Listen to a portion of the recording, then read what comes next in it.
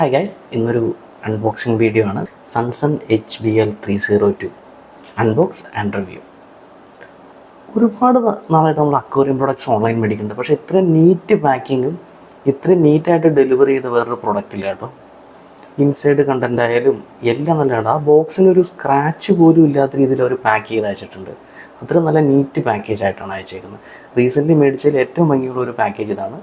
Inside വരുന്നത് ഓരോന്നോരോന്നായിട്ട് നമുക്ക് പുറത്തോട്ട് എടുത്ത് വയ്ക്കാം. ഒരു യൂസർ മാനുവൽ ഉണ്ട്, പിന്നെ ഫിൽറ്റർ ഉണ്ട്, ഫിൽട്രേഷൻ മീഡിയ ഉണ്ട്, പമ്പ് ഉണ്ട്. ഇതാണ് നമ്മുടെ മെയിൻ ടാങ്ക്. ഇത് നമുക്ക് എല്ലാം ഡീറ്റെയിൽ ആയിട്ട് എന്തൊക്കെയാണ് വരുന്നത്, എന്തൊക്കെയാണ് ഇതിൻ്റെ യൂസ്, ഇതിൽ നമ്മൾ എന്തൊക്കെ ചേഞ്ചസ് ആണ് വരുത്താൻ പോകുന്നത്, നമ്മുടെ ടാങ്കിൽ ഇതെങ്ങനെയാണ് വെക്കുന്നത് എന്നൊക്കെയാണ് നമുക്ക് ഇൻ ഡെപ്തായിട്ട് ഡീറ്റെയിൽ ആയിട്ട് നമുക്ക് നോക്കാം. ഓക്കെ, ഇതാണ് ഫിൽട്ടർ ടാങ്ക്. ഇതാണ് നമ്മുടെ മെയിൻ ഫിൽട്രേഷൻ നടത്തുന്ന സ്ഥലം. ഇതിലേക്ക് നമുക്ക് ഇൻസൈഡ് പാക്കറ്റിൽ തന്നെ 2 ഫിൽറ്റർ തന്നിട്ടുണ്ട്.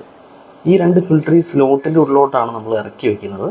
ഈ സ്ലോട്ടിൽ നിന്നാണ്, അപ്പോൾ അതായത് ഒരു സൈഡിൽ വെള്ളം നിറയുന്നു, ഈ ഫിൽറ്ററേക്കൂടെ വെള്ളം ഇറങ്ങി പോകുന്നു. പക്ഷേ ഇത് നമ്മൾ ഉപയോഗിക്കുന്നില്ല, കാരണം ഇതിൽ ആക്ടിവേറ്റഡ് കാർബൺ വരുന്നുണ്ട്. അതുപോലെ ഇതാണ് ഇൻടേക്ക് പൈപ്പ്.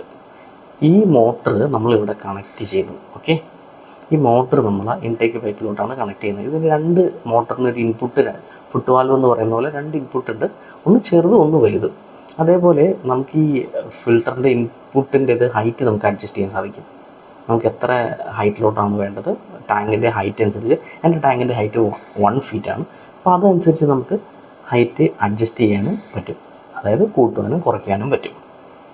നമ്മൾ ഇതെടുത്ത് വയ്ക്കുന്നു. ഇനി നമ്മൾ ഇതിൻ്റെ ഉള്ളിലോട്ട് ഈ ഫിൽറ്റർ മീഡിയയ്ക്ക് പകരമായിട്ട് നമ്മൾ സാധാ അക്വേറിയം സ്പോഞ്ചാണ് യൂസ് ചെയ്യുന്നത്. കാരണം ഇതിൽ ഓൾറെഡി പറഞ്ഞ പോലെ തന്നെ ആക്ടിവേറ്റഡ് കാർബൺ വരുന്നുണ്ട്. ഇത് മിനറൽസിനെ ബ്ലോക്ക് ചെയ്യും. നമ്മുടെ പ്ലാന്റ് ടാങ്ക് ആയതുകൊണ്ട് നമുക്ക് മിനറൽസ് ആവശ്യമാണ്. അപ്പോൾ അത് നമുക്ക് പ്ലാന്റഡ് അല്ലെങ്കിൽ ഇതാണ് യൂസ് ചെയ്യുന്നതാണ് നല്ലത്. കാരണം അല്ലെങ്കിൽ ആൽജി ഗ്രോത്ത് ഉണ്ടാവാനുള്ള ചാൻസ് ഉണ്ട്. എന്താ പറയുക, ഫിഷിന് അത് നല്ലതല്ല. ഫിഷ് അമോണിയ ഗ്രോത്ത് കൂടാനും ചാൻസ് ഉണ്ട്. അതേപോലെ തന്നെ നമ്മൾ സെറാമിക് റിങ് ഉപയോഗിക്കുന്നുണ്ട്. ഇത് ബെനിഫിഷ്യൽ ബാക്ടീരിയയുടെ കോളനൈസേഷൻ സഹായിക്കുന്നതാണ്. അത് സെറാമിക് റിങ് നമ്മൾ ഇതിൻ്റെ റൈറ്റ് സൈഡിൽ ഒരു ഇൻടേക്ക് വരുന്ന സ്ഥലമുണ്ടല്ലോ, അതായത് വാട്ടർ വന്ന് വീഴുന്ന സ്ഥലം, അവിടെ ഒരു 7 സെറാമിക് റിങ്, ഒരുപാട് ഇടുന്നില്ല, അത്ര ഇടുന്നുള്ളൂ. ഓക്കെ, നമ്മൾ ഇതേപോലെ തന്നെ നമ്മുടെ ഈ സ്പഞ്ച് കട്ട് ചെയ്തിട്ടുണ്ട്. ഇത് സാധാ നോർമൽ അക്വേറിയം സ്പഞ്ചാണ്. അത് നമ്മൾ പ്രോപ്പറായിട്ട് അതിലോട്ട് ഇറക്കി വെക്കുന്നു. ഇതാ ഇതിൻ്റെ കൂടെ വന്ന ആ ഫിൽട്രേഷൻ മീഡിയ എവിടെയാണോ അവിടെ തന്നെയാണ് ഇത് ഇടുന്നത്. അത്ര മാത്രമേ ഉള്ളൂ ഇതിലൊരു വ്യത്യാസം. പിന്നെ നമ്മൾ പ്രോപ്പറായിട്ട് ഈ സാധനം ഉള്ളിലോട്ട് ഇറക്കി വയ്ക്കുന്നുണ്ട് കേട്ടോ, കറക്റ്റായിട്ട് വയ്ക്കാൻ വേണ്ടി. അപ്പോൾ നമ്മൾ എന്ത് ചെയ്യും, എന്നിട്ട് ഈ എക്സസ് നിൽക്കുന്നത് നമ്മൾ കട്ട് ചെയ്യണം. അല്ലെങ്കിൽ നമുക്ക് ഈ ക്യാപ്പ് ഇടാൻ പറ്റില്ല. ഈ ക്യാപ്പ് ഇടണം, കാരണം ഇൻ കേസ് എന്തെങ്കിലും കൊണ്ട് വെള്ളം നിറഞ്ഞു കഴിഞ്ഞാൽ ആ തിരിച്ച് ഇതിന് മേലേക്കിടെ തന്നെ ഒഴുകി പോരണം. അതിനോട് കാരണം കൊണ്ട് നമ്മളിതിൻ്റെ ക്യാപ്പും കൂടി ഇടാനുള്ള ഭാഗത്തിന് നമ്മളിത് കട്ട് ചെയ്യുകയാണ്. നമ്മൾ ഓർക്കുക, നമ്മൾ ഇതിൻ്റെ ഡീഫോൾട്ടായിട്ട് വരുന്നത് ഫിൽറ്റർ നമ്മൾ യൂസ് ചെയ്യുന്നില്ല, നമ്മൾ സാധാ സ്പഞ്ച് എടുക്കുന്നു. കാരണം നമ്മുടെ ഒരു പ്ലാന്റഡ് അക്വേറിയം ആയതുകൊണ്ട്. ഓക്കെ, അപ്പോൾ ഇതിൽ കൂടി ആയിരിക്കും വെള്ളം പുറത്തോട്ട് വരിക. ഇൻടേക്ക് വന്നിട്ട് വെള്ളം പുറത്തോട്ട് വരുന്നത് ഇതിലാണ്. ഇനി നമ്മൾ നേരത്തെ പറഞ്ഞ പോലെ ഇതിൽ നമ്മൾ സെറാമിക് റിങ് ബോൾ എന്തും പറയാം, ഒരു 7 എണ്ണം എടുത്തേക്കുന്നത്, അത് നമ്മൾ ഇതിലോട്ടിടുന്നു. ഓക്കെ, ഇനി അപ്പോൾ ഈ വെള്ളം ഫിൽറ്റർ ആവുന്നത് വെച്ച് കഴിഞ്ഞാൽ ഈ സെറാമിക് റിങ്സിൻ്റെ കയറി ഇറങ്ങി അങ്ങോട്ട് പൊക്കോളും.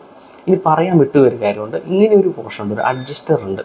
അത് നമ്മുടെ ടാങ്കിലോട്ട് ഇത് ഗ്ലാസ്സിലോട്ട് തട്ടിയിരിക്കും, എൻ്റെ കൈ തിരിക്കുന്ന പോലെ ഗ്ലാസ്സിലോട്ട് തട്ടിയിരിക്കും. അപ്പോൾ ഈ ഫിൽറ്റർ നേരെ നിൽക്കും, ശരിയാതെ ഫിൽറ്റർ നേരെ നിൽക്കും. അത് അഡ്ജസ്റ്റ്മെൻറ്റിനാണത്.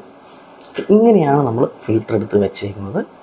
ഓക്കെ, ഒരു സൈഡിൽ നമ്മൾ ഫിൽറ്റർ വെച്ചിട്ടുണ്ട്. ഇൻപുട്ട് പമ്പ് ഇതാണ്. പമ്പിന് നമ്മൾ ലെങ്തി ആയിട്ടുള്ള ഫുട് വാൽവ് പോലത്തെ ആ സാധനമാണ് ഉപയോഗിച്ചാൽ. എക്സാക്റ്റ് എന്താ വേണ്ടതെന്ന് എനിക്കറിയില്ല. അപ്പോൾ ഇതിൽ കൂടി വെള്ളം ഇങ്ങോട്ട് കയറി വരുന്നു. ഇവിടെ നമ്മുടെ ഫിൽട്രേഷനിലേക്കൂടെ നടന്ന് സ്പഞ്ചിൽ കൂടി ഫിൽട്ടറായിട്ട് ജസ്റ്റ് ഡസ്റ്റ് പാർട്ടിക്കിൾസ് മാത്രം ഫിൽട്ടറായിട്ട് പുറത്തോട്ട് പോകുന്നു. അപ്പോൾ ഇതിൽ കൂടെ വെള്ളം ഇങ്ങനെ പോകുന്നു. അപ്പോൾ എൻ്റെ ടാങ്കിൽ കുറച്ച് വെള്ളം കുറവുണ്ട്. ഞാൻ ആ ഫിൽറ്റർ പുറത്തോട്ട് വരുന്നതിൻ്റെ ആ ലെവലിലോട്ട് കൂടെ വെള്ളം വയ്ക്കുന്നു. അപ്പോൾ നമ്മുടെ ഫിൽറ്റർ ഓൺ ആക്കിയിട്ടുണ്ട് കേട്ടോ. ഈ നോസിൽ തിരിച്ചാൽ നമുക്ക് വെള്ളത്തിൻ്റെ ഫ്ലോ അഡ്ജസ്റ്റ് ചെയ്യാൻ സാധിക്കും.